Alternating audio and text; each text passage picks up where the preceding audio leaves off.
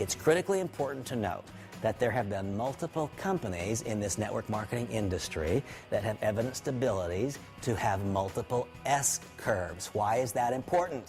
If that's not evident, then timing becomes everything. Then if you're not first, you don't really have an opportunity. Then one has to wonder, should I get involved? Because if it's only good because I'm first, then perhaps I shouldn't do it.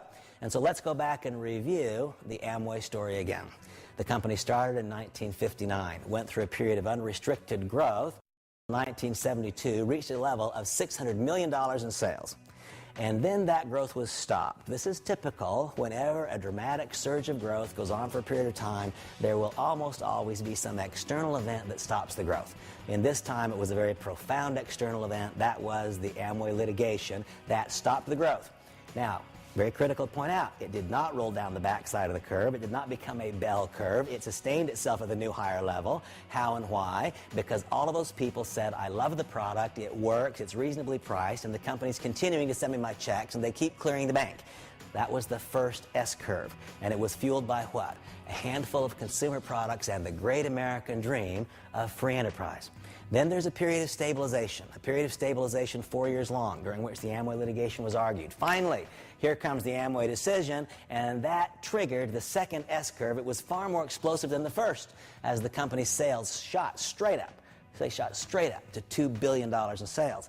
This was the second S-curve, and the people that you are most familiar with, the names you're most familiar with as the largest earners in that company, were not there at the beginning. They weren't there at the genesis. They didn't participate in the first S-curve. They benefited from the second S-curve. It was larger than the first. It took the company from $600 million to $2 billion in annual sales, and it was fueled by what? Product line extension. You know what, though? Amway had a third S-curve, the most powerful of all. Took the company from $2 billion in sales clear up into the $9 and $10 billion range. And what was that about? That was about multinational expansion. Boy, that's a critically important thought as we now look at where we find this company, Monavie, a company that has had one unbelievable, remarkable season of growth in the United States, but which now embarks upon, I promise you, the beginning of a second and far more powerful S-curve than the first, because this Monavie juggernaut, which has set itself apart, become singular, unique, and distinct in the United States, is about to set itself apart in the world. That's about to happen. It's been proven before, but it's never been proven by a company with all the special dynamics of Monavie. There are other companies that have experienced these multiple S-curves. And by the way, why is this important? Why is it important? It's important because I want you to know that I know that you can make a career decision to be involved with Monavie. This can be what you do. This can be the once and forever, the all-time. This can be from now until the end of your career. This can be from now until the end of your life, and it can be passed on to your family members. Why? Because multiple S-curves can't exist. Monavie is about to enter a second S-curve of profound importance. Who else has had multiple S-curves? Well, Nu Skin has had multiple S-curves. The first one, profound growth in the United States. The second S-curve in Nu Skin's case was what? It was divisional diversification, as they went from being Nu Skin alone to being Nu Skin and another division. Big Planet provoked a second S-curve. ID and Pharmaceuticals provoked another S-curve. And then multinational expansion provoked another S-curve. Herbalife has had multiple S-curves. Sunrider has had multiple S-curves. In this evolution of network marketing, what have we learned? We have learned that though a company goes through a profound and dramatic season of growth, that need not imply that it's over once and for all. That, in fact, can suggest, and has suggested in the very best and the finest, that it's setting the stage for a bigger, more dramatic season of growth to come, and history has suggested that the largest incomes are provoked by those who arrive for S-curve 2 or for S-curve 3. History has proven and evidenced this. There's some other very, very important things that we can learn by studying the history of our industry. I have been and remain a student of this industry of network marketing. I believe that there is no reason to make a mistake. There's a big enough model. Now, we will know for sure what tomorrow has in store for us when tomorrow comes. But I believe that the best way to accurately predict the future is to carefully and critically study the past. There are a few things that we know. One thing we know is that if the product or service has downward price pressure, there can be no compensation plan stability. I'd like to teach you for a moment, speak with you for a moment about the lessons of Excel telecommunication. XL Telecommunication experienced a period of unbelievable success in the 90s. Sales just absolutely skyrocketed based on telecommunication, a technology service, a telephone service. Its success came at a time when we all as a society were used to spending 35, 40, 45, even 50 cents a minute for long-distance telephone service. The compensation plan was constructed around the idea that we would spend 35, 40, 45 cents per minute for long-distance phone service. Well, tell me, does anyone reviewing this material spend 35 cents a minute on phone service now? Of course not. When we stopped spending 50 cents a minute and started spending 25 cents a minute, the entire compensation plan had to be reconstructed and reconfigured. This is one thing that's long since been proven in network marketing. Instability in the compensation plan creates insecurity among the distributor force. Insecurity among the distributor force guarantees an absolute lack or stop, a cessation of productivity. And so what were the lessons? Let's learn the lessons of the past. XL Telecommunication went through a period of unbelievable, stunning, dramatic growth. It was exciting. It was fun to watch, and for those who were in it, it was fun to be part of it. But then, long-distance phone service prices began to spiral downward. And when those prices went down, the compensation plan had to be reconstructed. Compensation plan was reconstructed. Many people left the business. They were disillusioned. They were concerned. They were confused. Now, pricing was reestablished at about 20 cents a minute. Well, let me ask you this. How many of you are spending 20 cents a minute for long-distance service? Nobody. Absolutely nobody. And so when the prices went down to 6 cents a minute, the compensation plan had to be completely reconstructed again.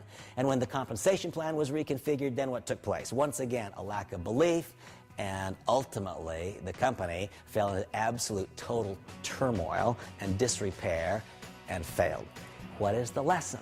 The lesson is that if it's a technology issue, the price will go down. The price of any technology issue always goes down. When the price goes down, the compensation plan has to be reconstructed. When the compensation plan has to be reconstructed, the distributor force is decimated. You know, sometimes the lessons seem so hard to learn. I have a friend named Alex. Alex launched a company. He was involved in XL Telecommunication. He launched a company. He called me, tried to get me involved with it. Said, Randy, we're going to sell music downloads, and we're going to do it through network marketing or multi-level marketing. I said, Alex, don't do it. Don't do it. Because the price of those downloads will only go down. It will not go up. And when it goes down, you're not going to be able to fund the compensation plan. You'll have to reconfigure. And I said, because there is no usage, there's not enough usage on the back end, you're going to have to be receiving income on the front end from your internet portal, and you're going to come to grief. See, there are no new mistakes in network marketing. There are new people making old mistakes and old people making old mistakes, and sure enough, that sadly came to be. Well, what are the lessons? The lessons are that in order for us to confidently enter the arena with the anticipation of long-term success, it must be predicated, the business model itself must be predicated on the consumption of a physical, tangible, consumable item. This is what the industry has shown. If there is a product which has the capacity to change the way that a person looks, change the way they feel about themselves, or in a meaningful, a measurable, not simply anecdotal way improve their health, then there is a fundamental value that will survive a challenge. And here's what I have learned. I have learned that the price of health-related products and the price of appearance-related products is always pushed up by the conventional business enterprise. Ask yourself this question. If you happen to be a woman and you're reviewing this, when did you last see Marcella Borghese, Estée Lauder Clinique lower their prices? Never. Personal appearance product prices go up. That's why companies like Nu Skin, skincare products, Sunrider, personal care products, that's why they're able to have stable compensation plans, because there is an outside the network marketing industry support for those pricing models. When did you ever see the price of healthcare go down? Ever? Did you ever see the price of healthcare go down? No. That's why companies in the nutritional supplement industry, in preventive healthcare, in natural healthcare, in supplementation, that's why those compensation plans can be stable, because there's not a downward price pressure. Well, I guess my message here is that there is a long past. There's a history. We can learn from it. We can then look at that history. We can apply the entire history to Monavie. And we can then also take into consideration Monavie's experience during its first 4 years, and we can arrive at a considered, well-thought-out conclusion that there is something special here. Let's learn a lesson from NSA, National Safety Associates, a remarkable company. One of those companies that entered the industry in the 1980s, has impacted the industry in a significant way. NSA taught us this very, very, very important lesson. They taught that the product must be consumable. Let me ask you this question. How many water filters did you buy last month? Well, probably none, but if you did buy one last month, how many more would you want to buy this month? The answer clearly and obviously is none. Let me ask you another question. Did you buy a bottle of juice last month? Any kind of juice? Did you drink it? Is it all gone? Would it make sense then to buy another one because the first one's gone?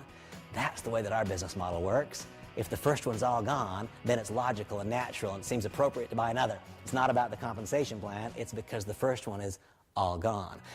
The more highly consumable a product, the more perfect it is for the network marketing industry. Well, we can look at this history of network marketing and we can contemplate the evolution in a few ways. We can contemplate the fact that there is now a playing field, and we know specifically and exactly what the rules are. We can look at this evolution in light of the fact that the industry has existed since 1903 and has existed in earnest since 1959. We can look at the evolution of the industry in the respect that there have now been a host of companies that have existed for 20 years and beyond. See, the industry is no longer in question. That's what I want you to understand. 20 years ago, when I got involved, the industry itself was, to a degree, still in question. There were only a couple of companies that had existed for 10 or 15 years. Very, very few. Today, the industry itself is not in question. I don't believe that that's really public knowledge. I don't think people generally understand that. But the industry itself is not in question. Companies like Amway, Shackley, Herbalife, Melaleuca, Nu Skin, NSA, there are so many that have been around now since the early 80s that have done and continue to do hundreds of millions or even billions of dollars in annual revenue. The industry is simply no longer in question.